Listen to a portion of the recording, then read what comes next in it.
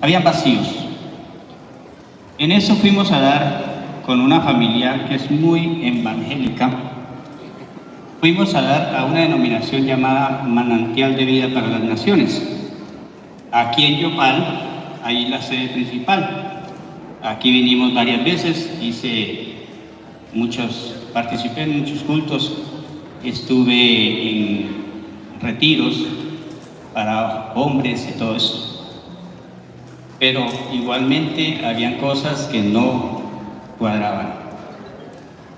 Cierto día, la misma persona que nos dejó en la Manantial nos dijo: los invito a una denominación de verdad, Asambleas de Dios.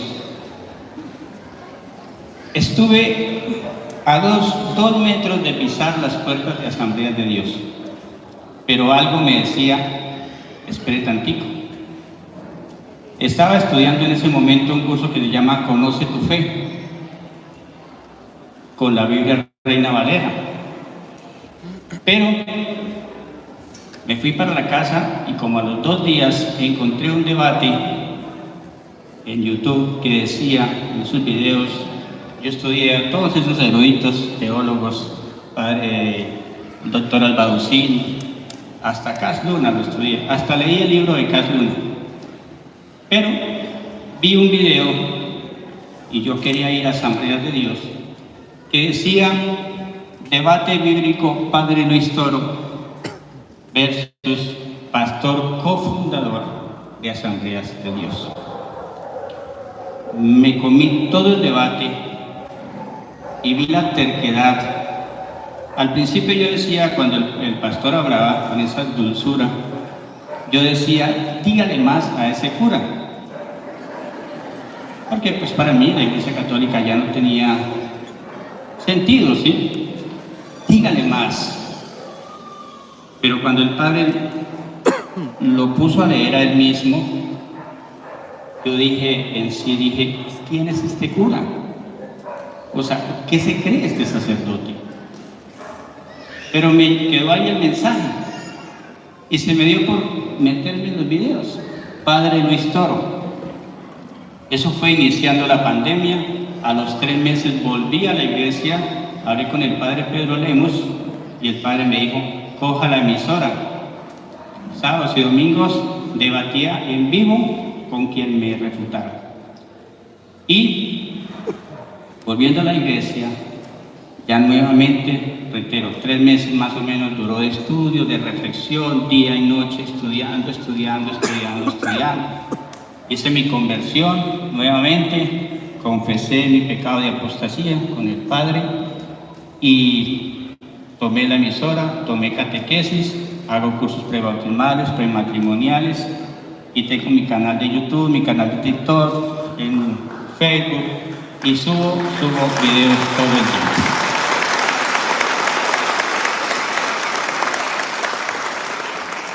Y la pregunta, o más que una pregunta, es como un mensaje que quiero que el Padre nos dé a muchas personas que estamos pasando por este problema. Yo tengo el conocimiento bíblico para debatir con el que sea, pero no tengo el tiempo y tengo muchos gastos. Tengo un hijo en la universidad, tengo un hijo en un club y debo generar recursos. No puedo dejar mi trabajo para irme a la evangelización. Ese es un consejo que nos debe haber, que luz de esperanza nos llega. Gracias, Padre. Gracias, mi hermano. Me alegra y le felicito por haber escuchado la palabra del Señor. Así como hay miles y miles en el mundo, cuando escuchan la verdad, son capaces de diferenciarla de la mentira. Pero se necesita quien predique la verdad. El problema que tenemos hoy día es el conformismo. No querer meterme con nadie, no se mete con nadie. Imagínense que los apóstoles hubiesen aprendido no se metan con nadie. ¿Quién fuera cristiano? Nadie. Pero los apóstoles eran: ¿a quién tenemos que obedecer? ¿A Dios o a los hombres? Entonces los metían presos, le quitaban la vida y hacían estamos felices. A Pablo le dieron 40 menos un azote 3 veces y salía contento y decía, soy feliz por sufrir por Cristo, por predicar el Evangelio. Llevaban un fuego que Jesucristo lo aclaró en Juan capítulo, en Hechos capítulo 1 versículo 8. Le digo, ustedes ahorita están un poquito apagados, ustedes como que no tienen, ustedes tienen miedo, ustedes que están, pero llegará un momento en que ustedes van a comenzar a ser mis testigos. ¿Qué momento es ese? Pero recibiréis poder cuando haya venido sobre vosotros el Espíritu Santo y me seréis testigos en Jerusalén, en toda Judea, en Samaria y hasta lo último de la tierra. Cuando uno se deja guiar por el Espíritu Santo y deja que el fuego del Espíritu Santo encienda su corazón, no puede callar. Tiene que ser testigo de Cristo en Samaria y hasta los confines de la tierra. Que los apóstoles en una época, si ustedes leen por ejemplo Juan capítulo 1 versículo 19, Juan capítulo 1 versículo 26, Juan capítulo 20 versículo 19 y Juan capítulo 20 versículo 26, ustedes algún día lo leen, ustedes van a descubrir que ellos estaban con miedo, las puertas cerradas por miedo a los judíos. Y Jesús entraba y le decía, la paz, la paz. Siempre. Y esos miedosos, cuando recibieron el Espíritu Santo, dejaron el miedo. Y dieron la vida por lo que creían. ¿Qué está pasando hoy en la iglesia? Que al Espíritu Santo lo estamos dejando a un lado. Que no nos llenamos del Espíritu Santo, no tenemos tiempo para orar. El Espíritu Santo, si nosotros lo dejamos que Él venga y le pedimos, venga, el Espíritu Santo no se hace rogar. Jesús lo dijo de esta manera: ¿qué padre de entre ustedes a un hijo que le pide un pan le dará una piedra? Si le pide un pez le dará una serpiente, si le pide un huevo le dará una escorpión. Si ustedes que son malos saben dar cosas buenas a sus hijos, ¿cuánto más mi Padre dará el Espíritu Santo a quienes se lo pide con fe? Falta la acción del Espíritu Santo, comenzando por nosotros los sacerdotes, los obispos. No es que no tengamos el Espíritu Santo, sino que no lo dejamos actuar. Tenemos miedo, o sea, queremos actuar nosotros como con el esquema humano, pero no dejamos que el Espíritu Santo obre. Necesitamos la acción del Espíritu Santo para salir a predicar y ser testigo de Cristo hasta los confines de la tierra. Ahora que el hermano dice, ¿y qué hago si tengo otras cosas que hacer? Pues en medio de las cosas que haga, evangelice. En la medida de sus posibilidades, evangelice. Si ahorita está limitado, mañana Dios le va a dar un campo más abierto. Dios lo único que quiere es que usted evangelice en la manera de sus posibilidades, pero que no deje de evangelizar. Padre, buenas tardes. Padre, mi pregunta es acerca de cuando un sacerdote es destituido. En este caso hablemos un ejemplo del padre polaco Adam Cotas, y si ese hombre suministra algún sacramento, ¿ese sacramento tiene validez ante Dios? La iglesia es el cuerpo de Cristo. Y cada uno de nosotros tenemos que estar unidos a la iglesia de Cristo para formar parte de ese cuerpo. La misma pregunta se la hago yo. ¿Qué pasaría si un brazo usted se lo quita y lo deja encima de la cama y se va para el trabajo sin el brazo? ¿Qué pasaría con ese brazo? Bueno, el brazo no es tan importante, el ojo es más valioso, más importante. ¿Qué pasaría con su ojo que usted lo saque del cuerpo y lo ponga encima de la cama y se vaya para el trabajo, y cuando regrese, ¿qué pasará? Está muerto. La excomunión es cuando la persona se corta la comunión con la iglesia, que es el cuerpo de Cristo. Y hasta que no vuelva a retomar la comunión con la iglesia, es una parte del cuerpo muy importante del ojo, pero quedará fuera del cuerpo. Es necesario por eso estar unidos a Cristo. Bueno, ustedes ven, Jesús lo puso en el ejemplo en Juan capítulo 15, tarea para la casa, versículo 1 en adelante. Yo soy la vid y ustedes los sarmientos. Así como el sarmiento está unido a la vid, así para dar fruto, así también ustedes. Permanezcan en mí y yo en ustedes. Él dice, sin mí nada podéis hacer. Y si quedan fuera de mí, entonces quedarán secos, lo reunirán y le meterán candela. El cuerpo de Cristo es la iglesia. Nosotros nos unimos a Cristo a través de la iglesia. Pero si nosotros nos separamos de la iglesia, se llama excomunión, no obedecemos a la iglesia, nos apartamos del cuerpo de la iglesia, muy sacerdote, pero de ahí llega. No, ante Dios, esto no tiene, diríamos, no está correcto lo que está haciendo, porque está fuera del cuerpo. Y solamente la iglesia le dejaría que en peligro de muerte pueda confesar a una persona. Que una persona se esté muriendo, ahí sí, solamente. Pero los demás cesan todas las funciones como sacerdote. Y el cristiano y el católico no puede seguir a ese sacerdote, porque también estaría muerto. No pueden seguirlo. Ah, pero yo voy a la misa con ese sacerdote. ¿Sabe que está engañando? ¿Sabe que se está engañando? No es correcto. Buenas tardes, mi nombre es Angie, pues yo le tengo una pregunta, y es, si yo en algún momento de mi vida llegara a pensar salirme de la Iglesia Católica, ¿estaría cometiendo ya el pecado de apostasía? Si se sale de la iglesia, pues, y va a renegar de la iglesia, sería apostasía. Si usted se sale, usted puede decir, yo me salgo solamente, pues a lo mejor no comete el pecado de apostasía, pero lo que decíamos, si el brazo se desconecta de la iglesia, muere.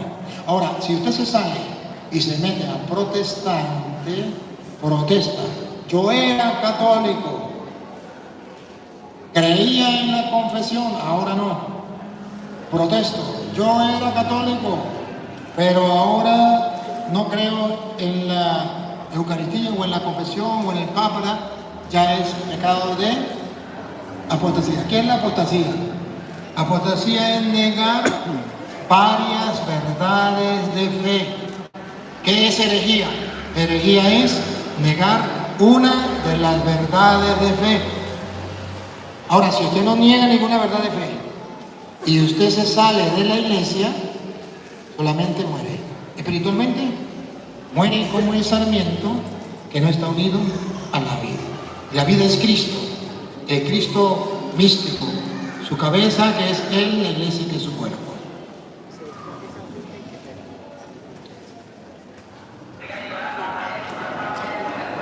Buenas tardes, padre. Mi nombre es David.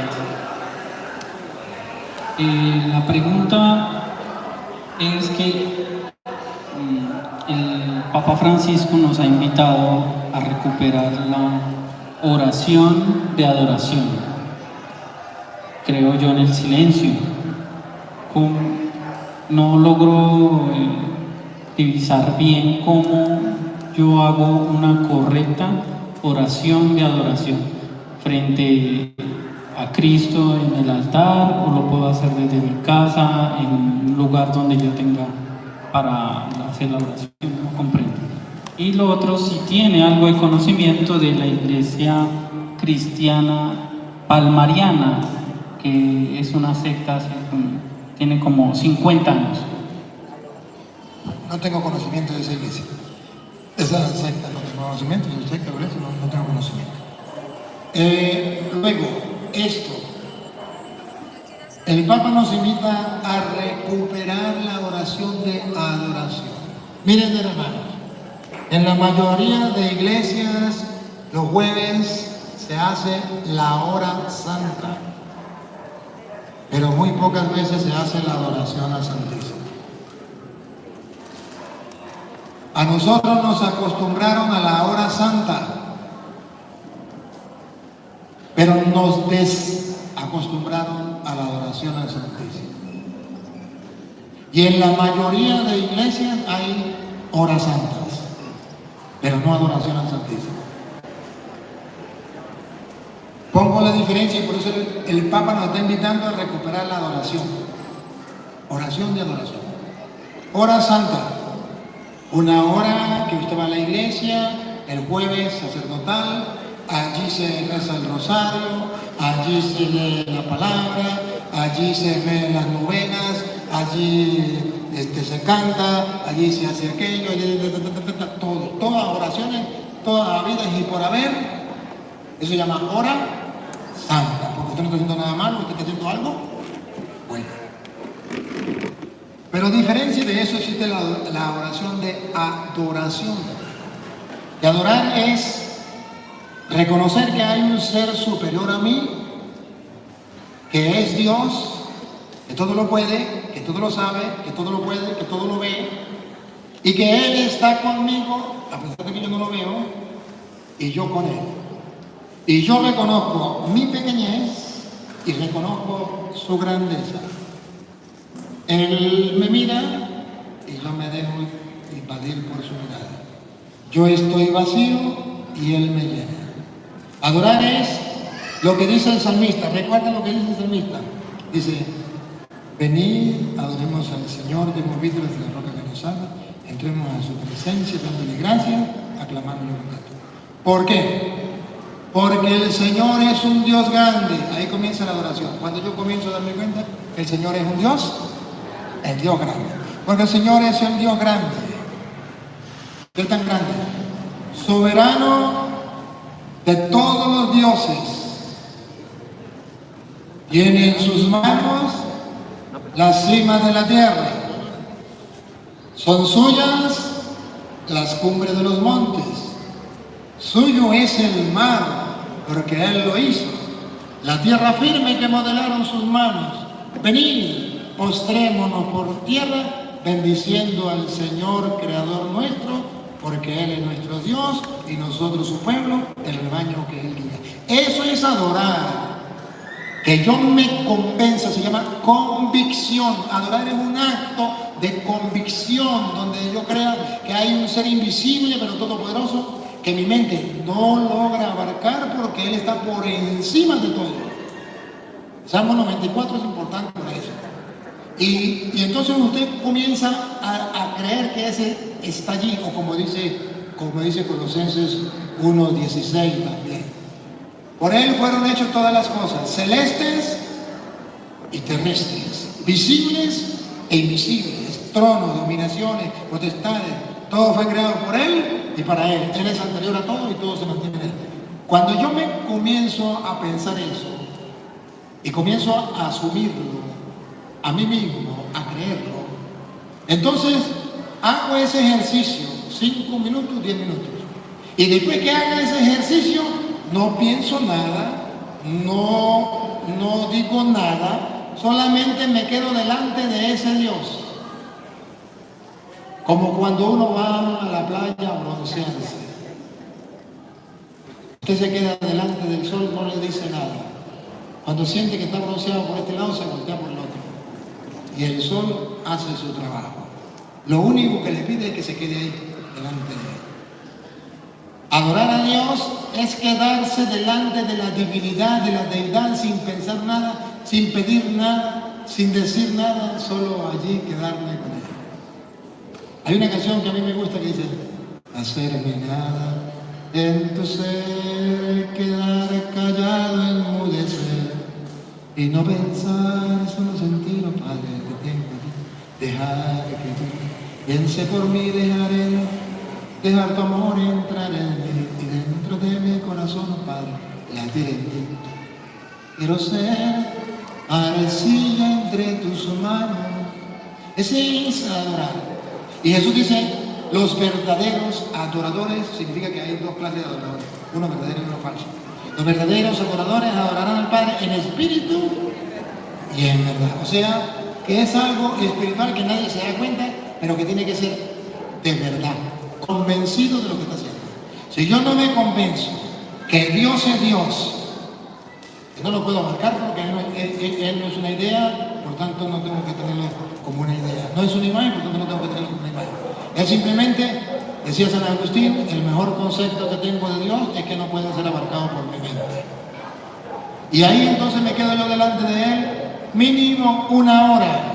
Entonces se llama una hora de adoración. Puede ser en el Santísimo o puede ser en el cuarto suyo de usted, cerrando la puerta y que, como dice Jesús, cuando vaya a orar, entre en tu cuarto, cierre la puerta y ore en secreto.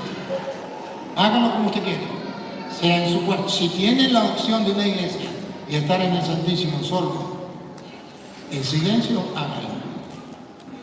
Entonces, nosotros, por ejemplo, hay un momento cuando se hace el Jueves Santo, es ¿cómo que se llama? El monumento. El monumento. ¿Se dan cuenta que la iglesia dice prohibido cantar, prohibido rezar, prohibido, todo el mundo tiene que traer? Eso es adoración. En silencio. Ahí no es hora santa. Ahí no se pide hora santa, ahí se pide adoración. Desde que en silencio, Él conmigo y yo con Él. Si hay 1000 personas en silencio. Cada uno en sintonía con el Señor. Él me mira y yo me miro. Yo lo miro. Él me llena y yo me dejo llenar por Él. Allí. Y cuando veo que la mente se me fue a pensar en cosas de proyectos, como yo soy catequista, voy a hacer la catequesis y ¡pacata! Corto ese pensamiento. O me llegan pensamientos malos, los corto. Los pensamientos malos y los pensamientos buenos me estorban. Tengo que poner la mente en blanco, en neutro. Solo que Dios invada mi mente y mi corazón. Hagan la prueba. Y cuando ustedes hagan la prueba, verán la fuerza que viene de Dios, verán la gracia de Dios, verán la transformación de su mente y su corazón. Por algo el Papa lo dice. Hagan la experiencia. Es la mejor experiencia de tu vida. Aclaro, la primera vez lograrás, el primer día lograrás, si acaso medio minuto, en silencio mental, porque la mente es la loca de la casa. Pero el segundo día, a lo mejor ya lograrás 1 minuto. Al mes ya podrás lograr a lo mejor 10 minutos. Y a lo mejor al año logrará 1 hora y podrás caer hasta en éxtasis, en el descanso del Espíritu, donde el Espíritu te toma y usted puede estar ahí 3 horas y piensa que tuvo media hora. Hagan la prueba. Eso es adorar y eso es lo que el Papa está pidiendo.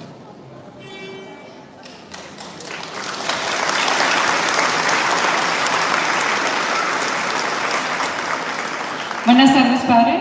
Bueno, al día de ayer y hoy estuvimos leyendo de Reina Valera, ¿cierto? La diferencia de nuestra Biblia es que son 7 libros, que según ellos no están inspirados por el Espíritu Santo. Y en Macabeos encontramos de que orar por los muertos. Y pues, como ellos no tienen Macabeos, ¿cómo explicarles de que sí hay que orar por ellos? Hay que orar por los muertos porque Primera de Juan, capítulo 5, versículo 16, nos viene a hablar de que si usted ve a una persona que está en un pecado y coloca 2 clases de pecado, uno de muerte y otro que no sea de muerte, y no se refiere a los que están vivos, porque al estar vivos usted puede orar por todos, por los más pecadores más todavía, para que se conviertan. Se refiere a los que ya están muertos. Primera de Juan capítulo 5, versículo 16. Dice que podemos orar para que Dios le dé vida. Y divide dos clases de pecado, como lo hace la Santa Madre Iglesia Católica. Y dice que un pecado es de muerte y otro pecado no es de muerte. Entonces, cuando es un pecado que no sea de muerte, podemos orar y Dios le dará vida. Por eso rezamos por los muertos. Si tienen pecado que no sea de muerte, Dios le dará vida. ¿Dónde lo dice? Biblia Reina Valera, capítulo 1, capítulo 5, versículo 16. Si alguno viere a su hermano cometer pecado que no sea de muerte, pedirá y Dios le dará vida. Pedirá y Dios le dará vida. Eso es lo que hacemos los católicos, orando por una persona que murió y que esperamos que no haya caído al infierno. Porque tienen la opción de que Dios le dé vida. Sigue. Esto es para los que cometen pecado que no sea de muerte. Hay pecados de muerte por el cual yo no digo que se pida. Los que ya cayeron en el infierno ya no tienen remedio. Y se refiere a los muertos porque dice, hay pecados de muerte por el cual yo digo que ya no se pida. No está hablando de uno que está vivo. Uno que está vivo, si ha cometido un pecado muy grave, hay que orar para que se convierta y Dios lo transforma. Estamos hablando de los muertos. Siga. Toda injusticia es pecado, pero hay pecados que no de muerte. Pero hay pecados que no son de muerte. Y entonces esas personas están en tormento. Según dice Apocalipsis capítulo 16, versículo, leemos el 16, desde el 19 en adelante, para que usted vea que esas personas esas almas están en tormento. Y nosotros oramos para que Dios le dé vida, para que Dios le auxilie, le ayude. San Lucas capítulo 16, versículo 19. Muere Lázaro, muere el rico Pulón. ¿Y dónde va Lázaro? ¿Y dónde va el rico Pulón? Y van a ver que ese lugar de tormento es lo que la Iglesia Católica dice, ahí puede estar su familiar y por eso hay que orar por él. Había un hombre rico que se vestía de púrpura y de lino fino y hacía cada día banquete con esplendidez. Había también un mendigo llamado Lázaro que estaba echado a la puerta de aquel, lleno de llagas, y ansiaba saciarse de las migajas que caían de la mesa del rico, y aún los perros venían y le lamían las llagas. Aconteció que murió el mendigo y fue llevado por los ángeles al seno de Abraham, y murió también el rico y fue sepultado.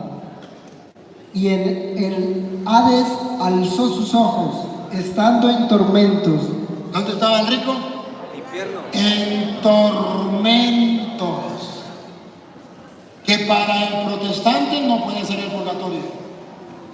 Porque el purgatorio no existe. Que para el protestante es el infierno. Pero resulta que el infierno no existe para el protestante, sino hasta cuando Cristo vuelva. Porque la persona murió y se acabó. Muerto el perro y se acabó la sangre. Cuando venga Cristo va a resucitar a unos para el infierno y otros para el cielo. Más nada. No hay opción. Entonces dice el protestante, ese es el infierno. Pues yo le puedo mostrar que no es el infierno, porque para un protestante el infierno es cuando todas las personas ya murieron y Cristo viene y resucita a los muertos, unos para el cielo y otros para el infierno. Y aquí todavía no había muerto la gente, porque en el versículo 27 el rico le dice, entonces le dijo, te ruego pues, Padre, que le envíes a la casa de mi padre, porque tengo 5 hermanos, para que les testifique, a fin de que no vengan ellos también a este lugar de tormento. Todavía sus hermanos estaban vivos en la tierra. Todavía entonces Cristo no había venido a resucitar a vivos y muertos. Entonces no era el infierno, era un lugar de tormento que nosotros llamamos purgatorio. Porque sus hermanos todavía estaban vivos en la tierra. Sigue. Y Abraham le dijo: a Moisés y a los profetas tienen, óiganlos. Él entonces dijo: no, padre Abraham, pero si alguno fuere a ellos de entre los muertos. ¿Es que todavía había gente viva? Si alguno fuera de entre los muertos, se arrepentirán. Mas Abraham le dijo: si no oyen a Moisés y a los profetas, tampoco se persuadirán, aunque alguno se levantare de los muertos. todavía no era la resurrección de los muertos. Entonces ese lugar de tormento, la iglesia lo llama purgatorio. Hijo ingrato que pasea tan ricamente vestido y a costa de mis sudores descansas en tanto olvido. Mira a tu padre quemando, si lo puedes remediar. Dios lo saque de pena y le lleve de cantar. ¿No lo han escuchado? Es que la iglesia nos enseña lo que dice la Biblia, que los protestantes no lo quieren creer. Eso es el problema de ellos. Bueno, ahí está. Otra preguntita.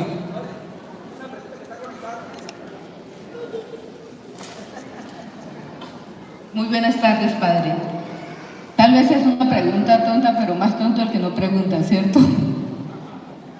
Es Jeremías que dice, Isaías, perdón, dice: pues morir a los 100 años será morir joven, y no llegar a los 100 será tenido como una maldición.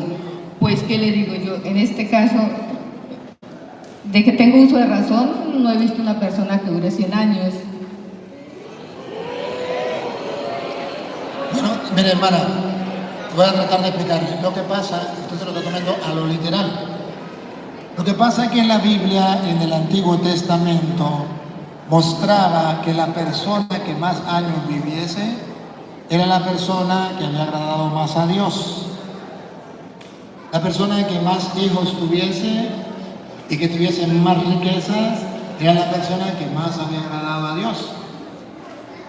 En el Nuevo Testamento Jesús cambia y muere a los 33 años para decirle: lo más importante para Dios no es que usted viva 100, 200 años, más importante que usted los años que viva, los viva a plenitud, diciendo: todo está cumplido. He hecho lo que tenía que hacer, en tus manos encomiendo mi espíritu. Lo más importante no es vivir 20, 50, 100 años, sino lo más importante es los pocos o muchos días de su vida, los viva en la presencia de Dios. Entonces, todo cambió en el Nuevo Testamento. Pues por eso es que uno hace la pregunta, ¿no? Porque tú dices en sus reflexiones que, o sea, esto es para uno formarse, para uno aprender, y por eso hice la pregunta. Y por eso le doy la respuesta, para que sepa que una cosa era en el Antiguo Testamento y otra cosa en el Nuevo, porque la mentalidad, Jesús no la cambió, todo distinto. Entonces Él viene a explicarnos todo. Y no hay preguntas tontas. Parece que hay tonto con la pregunta. Gracias a usted por su pregunta. Muy buenas tardes, padre. Agradecido con Dios la oportunidad de que me haya permitido llegar acá. Padre, no sé si me permite contar un poquito mi testimonio.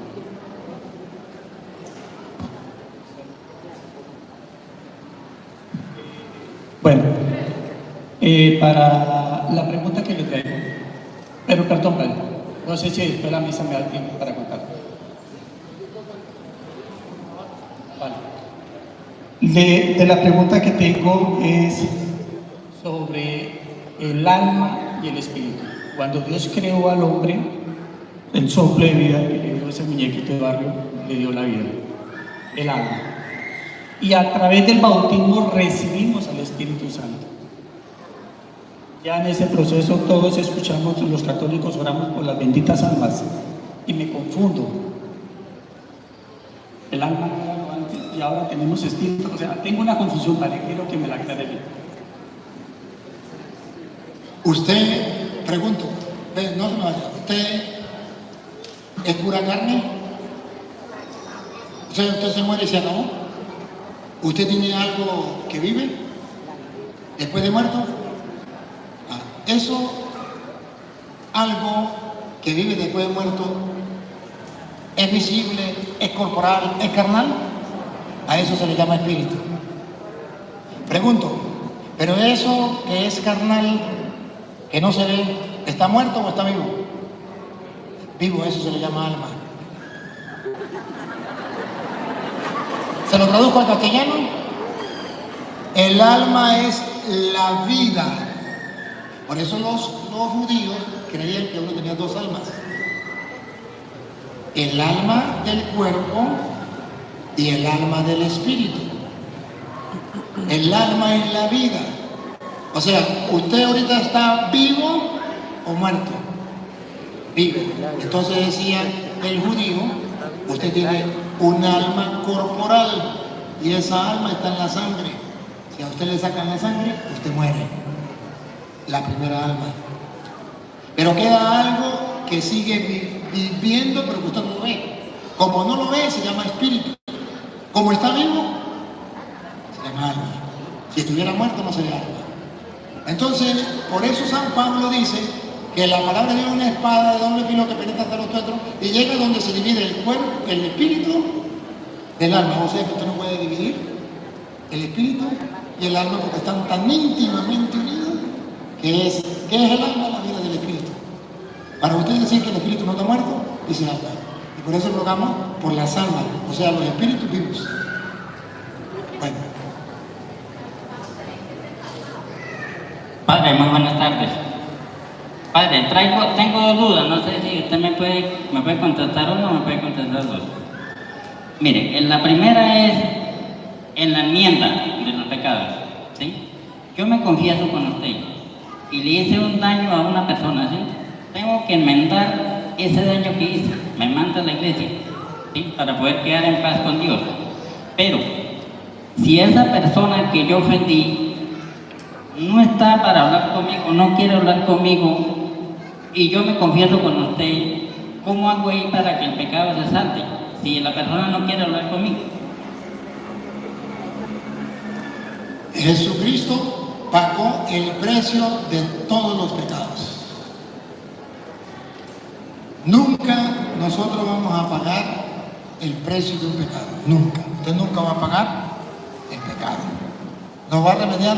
Nunca.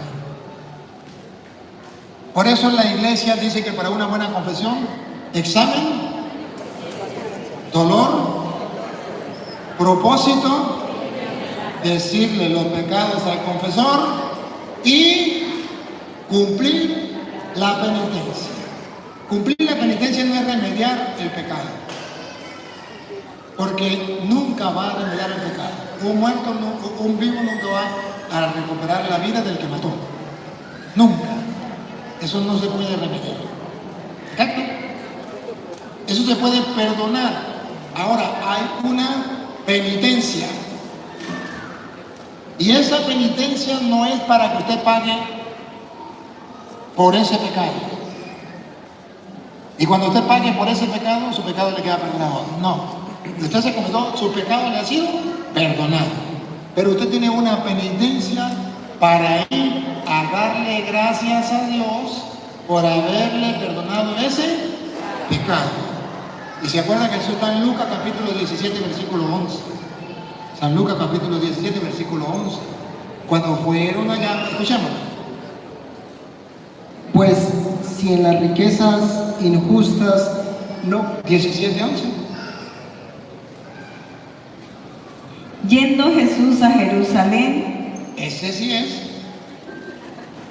Pasaba entre Samaria y Galilea, y al entrar en una aldea le salieron al encuentro 10 hombres leprosos, los cuales se pararon de lejos y alzaron la voz diciendo: Jesús, Maestro, ten misericordia de nosotros. La lepra es señal del pecado y están pidiendo la misericordia de Dios. Cuando él los vio, les dijo: id y postraos a los sacerdotes. Sentados, ¿no será? ¿Postrados? Mostrados. Ah, en vez de postrados. Y mostraos a los sacerdotes. Entonces, Jesús le dice: bueno, ¿quieren misericordia? La misericordia yo la ejerzo a través del sacerdote. Vayan al sacerdote. Ahí van a encontrar la misericordia. Ahora van a ir al sacerdote. Y aconteció que mientras iban, fueron limpiados. Entonces uno de ellos, viendo que había sido sanado, volvió, glorificando a Dios a gran voz, y se postró rostro en tierra a sus pies, dándole gracias, y este era samaritano. Respondiendo Jesús dijo: ¿no son 10 los que fueron limpiados? ¿Y los 9 dónde están? Por eso la iglesia pone la penitencia. La penitencia no es para que usted pague el pecado.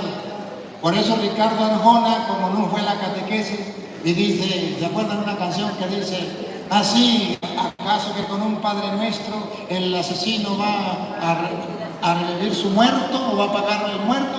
A él, por ignorancia, nadie le enseñó que la penitencia no es para pagar el muerto. Pues cuando el cura le dice, vaya y rece un Padre Nuestro porque usted mató a una persona, no es para que pague el precio de ese muerto. Es para decirle a Dios: gracias porque me has perdonado, has tenido misericordia conmigo. Porque Jesús preguntó: ¿y dónde están los otros 9? No quedaron limpios. ¿Por qué solamente este ha venido a dar gracias? Entonces la iglesia dice: examen de conciencia, dolor de haber pecado, propósito de enmienda, decir los pecados del confesor y cumplir. ¿Y cuál es la penitencia? No se vaya sin darle gracias a Dios. ¿Cómo? Hágale un pecado pobre. ¿Cómo? Dale gracias a Dios. Si usted, por ejemplo, hay pecado, por ejemplo, que usted le robó a alguien algo, vaya y devuélveselo. Y haga un sacrificio y dile a Dios: por ti lo hago. ¿Me captan? Pero no es para que el pecado simplemente le quede perdonado, porque si usted está arrepentido, Dios le perdona a él pecado. Usted ahora va a darle gracias. Hay pecados que se pueden remediar. La iglesia dice: los pecados que se pueden remediar, como es el del robo, vaya y remedie. Si la persona no está, vaya, llévele eso en dinero a un pobre, a un enfermo, y se remedia. Hágalo con otra persona. Reparar. Son las 6. La última pregunta. Buenas tardes. Padre, mi pregunta es sobre la nulidad del matrimonio. Porque pues hasta yo tengo entendido, cuando uno se casa dice: hasta que la muerte nos separe. Y lo que Dios ha unido, que no lo separe el hombre. Pero he escuchado mucho últimamente que a Roma llegan muchas peticiones de que nulidad de matrimonio. Entonces, ¿en qué caso la nulidad de matrimonio sí es posible y en qué caso no? ¿Y qué mensaje nos puede dejar a los matrimonios católicos para que sepamos entender y aceptar que el matrimonio es un don y un regalo de Dios? Queridos hermanos, el Papa ha dado la opción de que las parejas que tienen problemas, dificultades, revisen si su matrimonio fue nulo cuando usted se casó. No hay divorcio, hay declaración de nulidad cuando un juez de la iglesia, algo con autoridad, examina. A ver, cuando usted se casó, ¿fue obligado? Sí, mi suegro dijo que si no me casaba con la hija, me metía un tiro. Ese matrimonio nunca existió, porque para que haya matrimonio tiene que ser libremente, y una de las condiciones falló. Entonces ahí nunca hubo matrimonio. No puede haber engaño. No puede haber engaño. La mujer le dijo a usted: yo me caso contigo, mi amor, porque te amo como si te hubiese parido. Pero resulta que ella le dijo a la amiga que yo me voy a casar porque ese tonto tiene plata. Él dice que él se muera, yo me quedo millonaria. Ese matrimonio es nulo. Hay engaño. O sea, no hay divorcio. Pero si hay testigo de que fue así, la iglesia dice: ahí no hubo matrimonio. Ahí hubo interés y ese interés mató el matrimonio. Si usted dice que usted es macho o remacho y la mujer se casa con usted y después que se casó le da cuenta que usted antes vivía con otro hombre, hubo engaño, ese matrimonio es nulo. ¿Me captan? Eso es lo que existe en la iglesia. Ah, pero si yo me casé, bien, y resulta que al hombre se le voltearon los cables, mala suerte. Enderécelo, aguántelo, como sea, pero ahí no puede haber nulidad. No hay nulidad, por la nulidad es cuando se casó. Punto. Ahí ya sería divorcio y el divorcio no existe. Pero yo no voy a vivir con un homosexual perfecto. Pablo dice, sepárese, pero no se case con más nadie. Ah, no, y cuando yo quiera tener sexo, entonces dice Pablo, cuando quiera sexo, busque a su esposo. Eso está escrito en 1 Corintios, capítulo 7, versículo 10. Cuando no invento mismo, está escrito en la Biblia. Y le traeré para la casa, pues ya lo voy a estar listo para la mesa. Ah, entonces, sí hago hincapié, hermano, algo. Hay sacerdotes, lo digo con el corazón sangrando de dolor, que no están actuando conforme a esto, y el obispo le ha puesto la confianza en él, la iglesia ha puesto la confianza en él, lo nombró juez, y resulta que a lo mejor por plata, venga, yo le anulo el matrimonio. Usted es mi amigo, o da mi plata ahí, usted es mi amigo y yo le anulo el matrimonio. Es traición a la patria, que digo, traición a la iglesia. Es un pecado. Eso no es correcto. Pero así como Judas vendió a Cristo por ¿cuántas monedas? 30 monedas no la va a vender el cura. Pues también el cura es igual que Judas, un apóstol. Pero bueno, pero hay sacerdotes que están jugando con eso. Cuando ustedes sean curas, no hagan eso. Cuando la iglesia le da la responsabilidad a un juez, es para que actúe a conciencia y en rectitud, no para que se venda. Y cuando un laico sabe que está bien casado, que no hubo engaño, que su matrimonio fue verdadero, y va y le paga a un cura para que lo divorcie, haciéndolo pasar como si fuera nulo, sabe que está engañado y engañando a Dios. A Dios no se engaña. ¿Me captan la idea? Ese es un problema. Y ahora, ¿cómo hacer para que los parejas tomen conciencia que es un don de Dios y hasta que la muerte los separe? Mire, hermano, en medio del mundo en que vivimos, el matrimonio es el peor enemigo del nuevo orden mundial. Porque en la familia están los valores cristianos. Cuando yo estudiaba decían, la familia es la célula fundamental de la sociedad. Por eso el diablo ataca a la familia, la célula fundamental de la sociedad. El nuevo orden mundial ataca a la célula fundamental de la sociedad. ¿Y qué hacer? Los cristianos tenemos que saber que es un don de Dios. No es bueno que el hombre esté solo. Voy a hacerle una compañera para que le ayude.